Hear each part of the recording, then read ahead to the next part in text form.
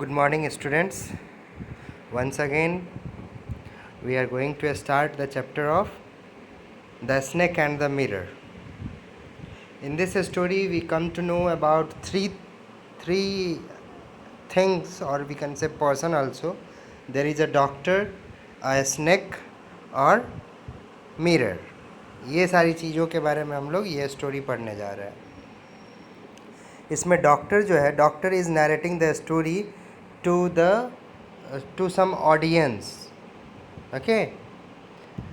अब यहाँ पे डॉक्टर जो है रेस्टोरेंट से खाना खा करके अपने रूम में आ गए थे और रूम में वो बैठे हुए थे और उनके मन में चल रहा था छोटे छोटे मुँह छुगाने का, स्माइल रखने का फेस पे. ये ग्राउंड ब्रेकिंग डिसीजन उन्होंने लिया था, ऐसा कुछ.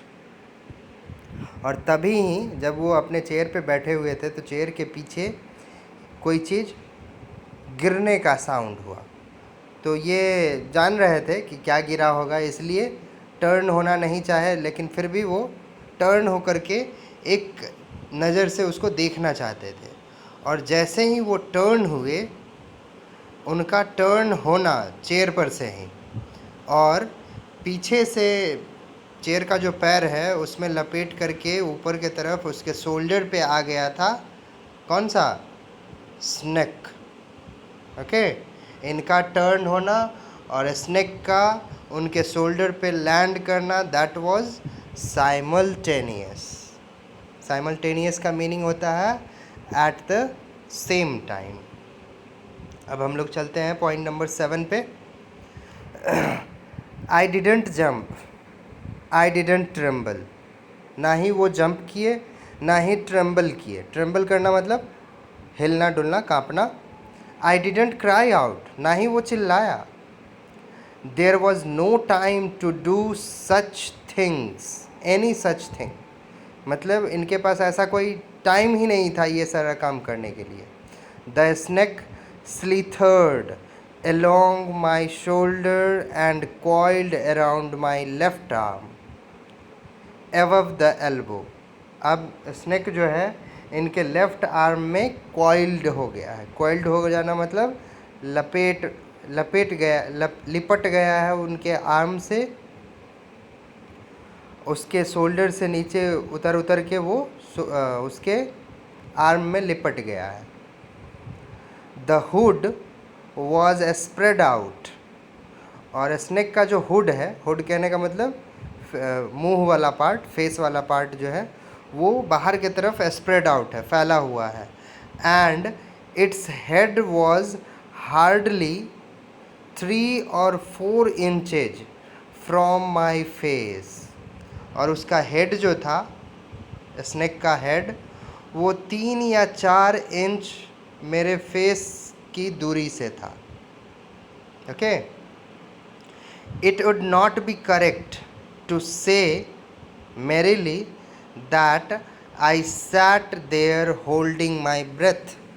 अब ये कह रहे हैं कि ये कहना भी सही ही होगा कि मैं वहाँ पे जो बैठा था अपने ब्रेथ को होल्ड किए बैठा था, मतलब सांसें रोक करके बैठा था. I was turned to a stone, मतलब मैं पत्थर सा बन गया था वहाँ पे. कहने का क्या मतलब है? मैं पत्थर सा बन गया था. There was no any movement in his body. That's why he used to tell here that he was turned to stone. But my mind was very active. लेकिन इनका माइंड जो है बहुत ही एक्टिव है अभी भी. The door opened into darkness.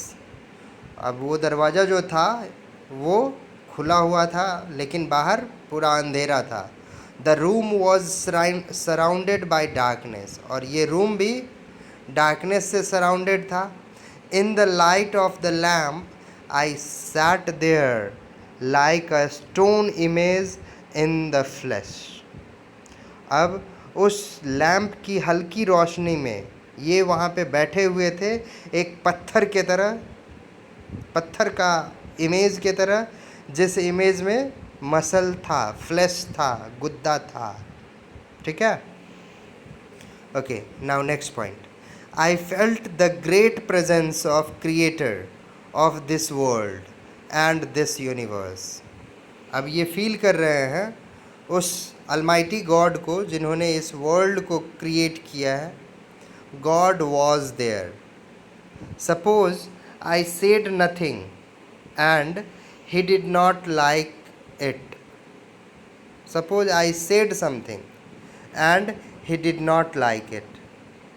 अब ऐसा ये इनको लग रहा है कि मैंने गॉड को कुछ कहा और गॉड को ये बातें अच्छी नहीं लगी।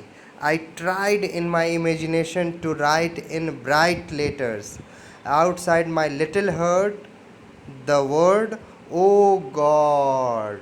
ऐसा कहना मतलब please help me get rid of this, to get rid of this snake.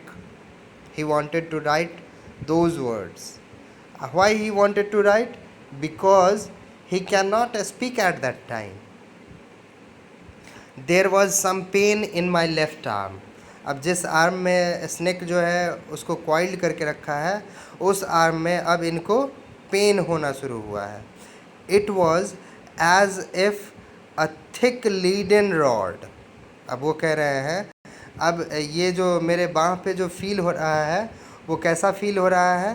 Thick, बहुत ही थिक वाला मोटा लीडन रॉड के तरह फील हो रहा है। लीडन मतलब क्या होता है? कांच का। No, a rod made of molten fire. अब वो कह रहे हैं नहीं नहीं, वो रॉड जो था ऐसा लग रहा था कि मोल्टेन फायर का है, ऐसा आग जो मेल्टेड है। was slowly but powerfully crushing my arm.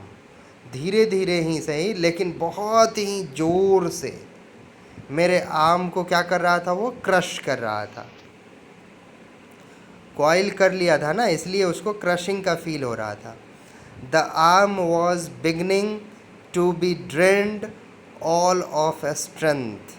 और मेरे उस आर्म से सारी ताकत जो थी ड्रेन्ड आउट हो रही थी। ड्रेन्ड आउट होना मतलब निकलती जा रही थी।